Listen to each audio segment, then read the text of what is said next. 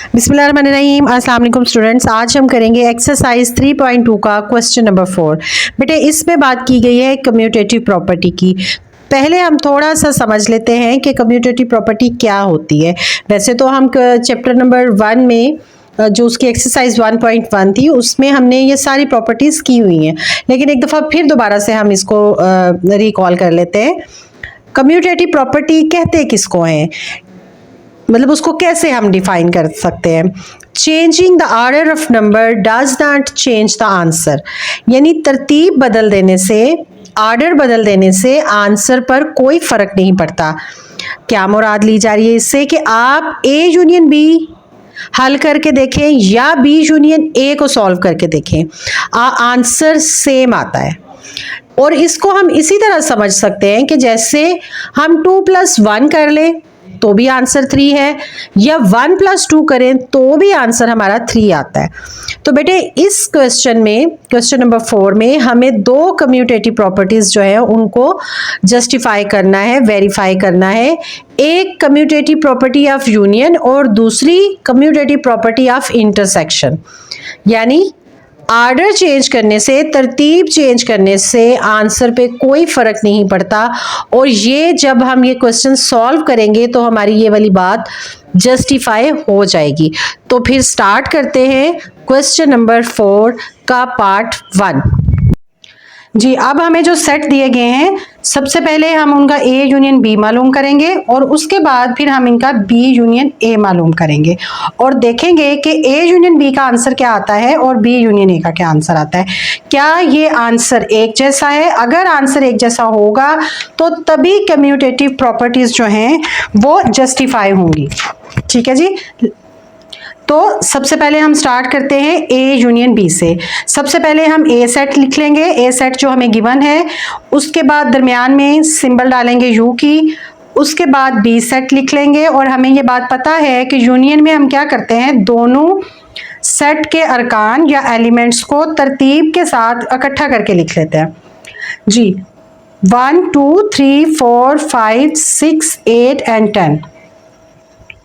ये बेटे आंसर आ गया है ए यूनियन बी का। दोनों सेट्स को तरतीब के साथ इकट्ठा करके लिख लिया। अब हम चलते हैं नेक्स्ट पार्ट की तरफ जो कि क्या था, बी यूनियन ए। अब सबसे पहले हम क्या करेंगे, बी सेट लिखेंगे, दरमियान में यू का सिंबल डालेंगे और फिर ए सेट लिखेंगे। पहले हमने क्या किया है, ए सेट लिखा है, फिर बी सेट लिखा है।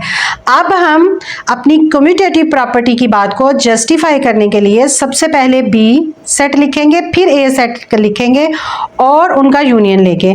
तो बात फिर वही है कि हमने दोनों सेट्स को तरतीब के साथ इकट्ठा करके लिखना है। और जब हम तरतीब के साथ इकट्ठा करके लिखेंगे तो बेटा ये आंसर आएगा 1 2 3 4 5 6 8 एंड 10।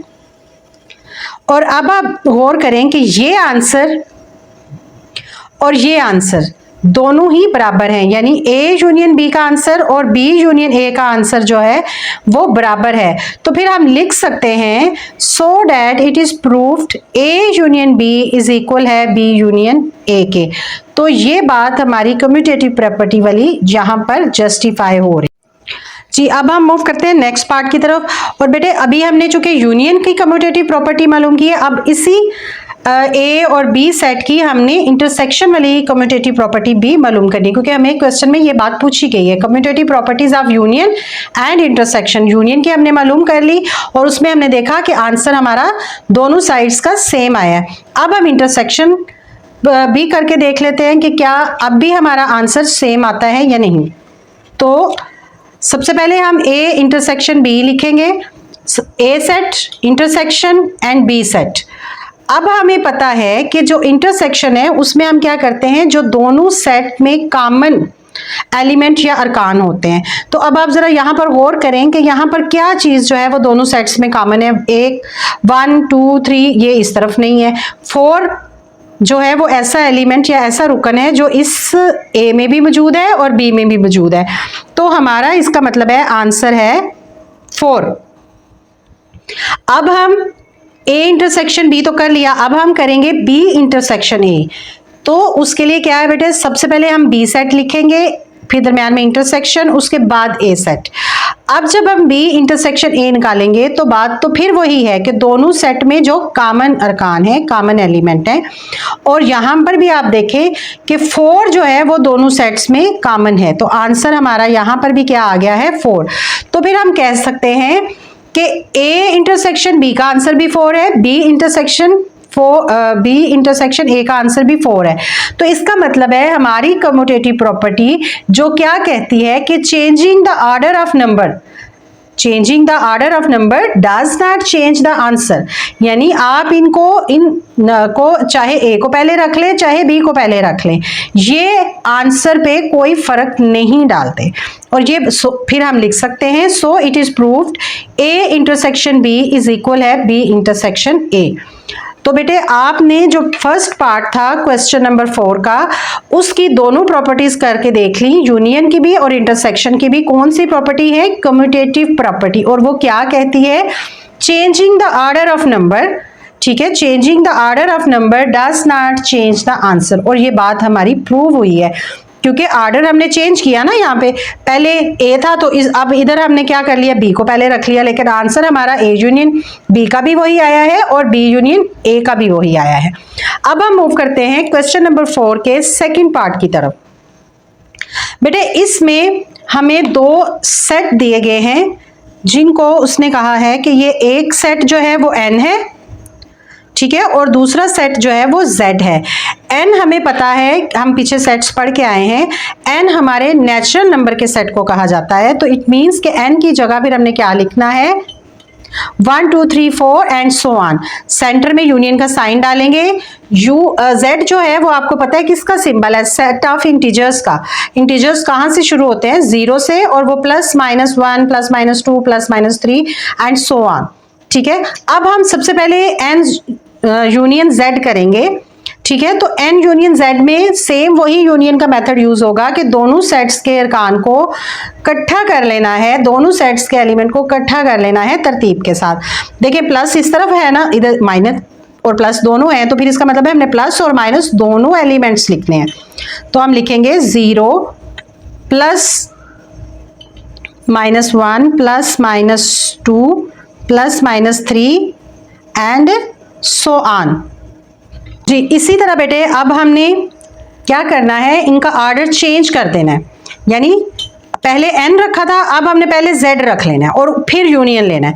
अब हम z यूनियन n करेंगे, पहले z सेट फिर n सेट। n हमारा नेचुरल नंबर का सेट है, z हमारा इंटीजर्स का सेट है, और इसी तरह हम जो यूनियन का रूल है कि दोनों सेट्स के एलिमेंट को इकट्ठा करके तरतीब से लिख देंगे, तो हम अब उसी तरह अपने रूल को फॉलो करते हुए यूनियन निकालेंगे। जी तो इसका मतलब है कि आप ये देखें कि आपके n यूनियन z का आंसर भी वही है, आपके z यूनियन n का आंसर भी यही है। तो फिर आप लिख सकते हैं सो डैट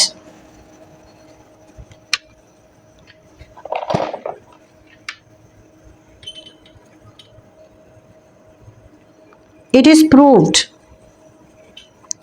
क्या बात बेटे प्रूव हुई है कि यूनियन की कम्यूटेटिव प्रॉपर्टी जो हम साबित कर रहे थे वो ठीक साबित हुई है। सो it is proved n union z is equal है z यूनियन n के, और ये यूनियन की कम्यूटेटिव प्रॉपर्टी को जस्टिफाई कर रहा है। अब हमने इन्हीं 2 सेट्स की कम्यूटेटिव इंटरसेक्शन प्रॉपर्टीज भी निकालनी है, जिस तरह हमने फर्स्ट पार्ट में की थी। सेम उसी तरह हम n सेट लिखेंगे, नेचुरल नंबर्स का जो सेट है, और फिर इंटीजर्स का सेट लिखेंगे, दरम्यान में इंटरसेक्शन का साइन डालेंगे, और हमें पता है कि इंटरसेक्शन कैसे निकालते हैं।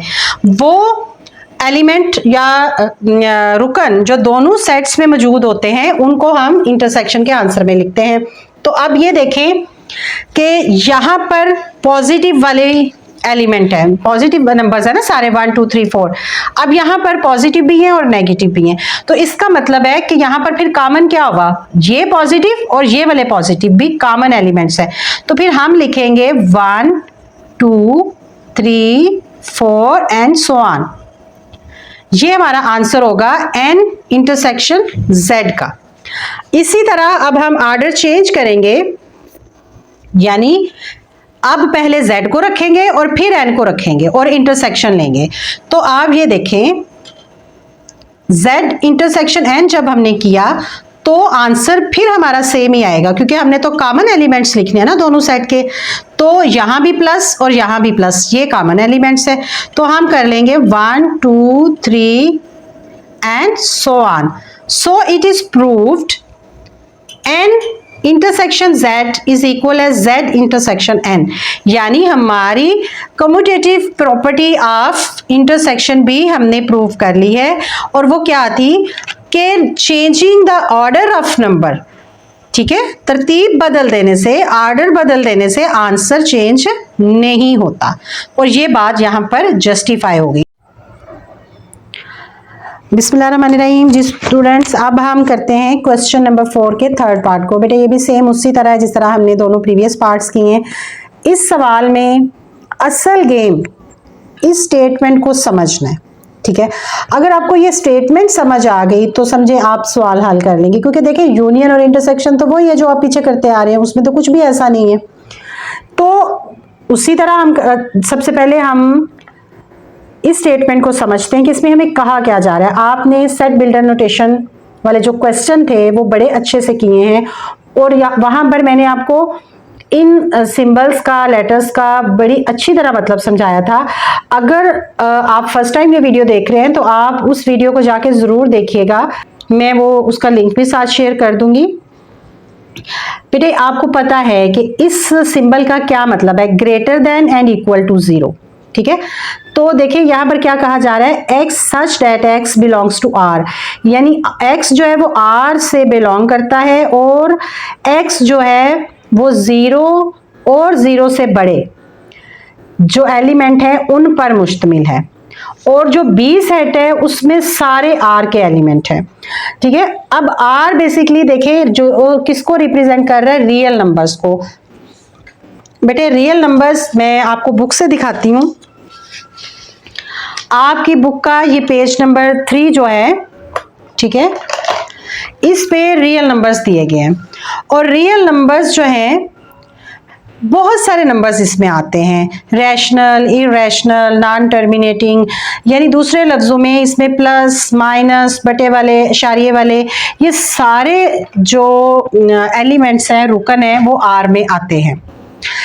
बी सेट में सारे आर के जो नंबर्स हैं वो आएंगे, लेकिन ए सेट में आपने जो बात ध्यान में रखनी है, कौन से हैं, जो greater than and equal to 0 हैं, यानी इसमें नेगेटिव नंबर्स जो आर के हैं वो नहीं है, क्योंकि बेटे नेगेटिव नंबर्स जो है वो कौन से होते हैं, जो 0 से छोटे होते हैं। और यहां पर उन्होंने हमें क्या कहा है, 0 से बड़े, ठीक है, यानी उन्होंने ए सेट में आर दिया है लेकिन आधा दिया है, यानी आर में आर के जो नेगेटिव नंबर्स हैं वो ए सेट में शामिल नहीं होंगे, जबकि बी सेट में कंप्लीट आर के जो एलिमेंट है वो हैं, चाहे वो प्लस वाले हैं, माइनस वाले हैं, जो भी, ठीक है। तो अब हम सॉल्व करते हैं क्वेश्चन को, यानी इसमें अब हम यूनियन लेते हैं, A union B. A union B, सबसे पहले ए सेट हमारे पास क्या है, आर, यानी रियल नंबर कौन से जो equal to and greater than 0 है, और जो दरमियान में हम यू का सिंबल लगाएंगे। और बी सेट हमारे पास क्या है, आर। बेटे इसके गिर्द आपको कर्ली ब्रैकेट लगाने की जरूरत नहीं है। अब इसका आंसर क्या आएगा, ए यूनियन बी का। देखिए यूनियन में हम क्या करते हैं, दोनों सेट के एलिमेंट्स को इकट्ठा कर देते हैं तरतीब के साथ। तो इसका मतलब है ये भी और ये भी जब हम इकट्ठा करेंगे तो आंसर क्या आ जाएगा, आर, ठीक है, क्योंकि इसमें तो आधे हैं ना और इसमें सारे हैं, तो फिर हम इनको भी और इनको भी इकट्ठा करके जब लिखेंगे तो आंसर क्या आएगा, आर, ठीक है। इसी तरह अब हम क्या करेंगे, बी यूनियन ए को सॉल्व करेंगे। सबसे पहले बी सेट लिखेंगे, बी सेट हमारे पास क्या है, आर, यूनियन का साइन लगाएंगे। ए सेट क्या है, आर के वो नंबर्स जो greater than and equal to 0 हैं, और सेम उसी तरह जब हम बी यूनियन ए निकालेंगे तो आंसर क्या आ जाएगा, दोबारा से वही आर, ठीक है। तो इसका मतलब है ए यूनियन बी का आंसर भी आर आया है, बी यूनियन ए का आंसर भी आर आया है। तो फिर इसका मतलब है कि हम ये बात जो कम्यूटेटिव प्रॉपर्टी वाली थी वो हमारी वेरीफाई हो रही है। ठीक है जी बेटा, इस क्वेश्चन में सिर्फ एक ही गेम है, इस स्टेटमेंट को समझना। जी स्टूडेंट्स, अब हम इसी क्वेश्चन का जो इंटरसेक्शन की कम्यूटेटिव प्रॉपर्टी है उसको सॉल्व करते हैं। यानी एक दफ़ा हम ए इंटरसेक्शन बी निकालेंगे, उसके बाद हम आर्डर चेंज करके बी इंटरसेक्शन ए करेंगे। सबसे पहले ए इंटरसेक्शन बी, ए का हमें पता है इसमें हमारे पास कौन से सेट्स आते हैं, आर के वो नंबर जो equal to or greater than 0 हैं, इंटरसेक्शन और आर। अब जब इनका इंटरसेक्शन लेंगे तो बेटा हमें पता है कि इंटरसेक्शन का मतलब है वो एलिमेंट्स या वो रुकन जो दोनों सेट्स में कॉमन हों। ये तो सारा आर का सेट है ना, इसमें सारे नंबर्स आर वाले आ रहे हैं। यहाँ पर कौन से हैं, सिर्फ पॉजिटिव नंबर्स जो जिनमें 0 और 0 से बड़े नंबर्स। तो इसका मतलब है ये वाले इसमें मौजूद हैं, तो इसका मतलब है इसके पास ये वाले भी हैं, तो फिर कॉमन क्या हुआ, यही वाले नंबर्स। ठीक है, आर के ये वाला जो नंबर्स हैं वो कॉमन है क्योंकि वो तो इसके पास भी है ना, इसके पास तो सारे ही हैं, इसके पास ये वाले भी हैं और जो नेगेटिव वाले हैं वो भी हैं।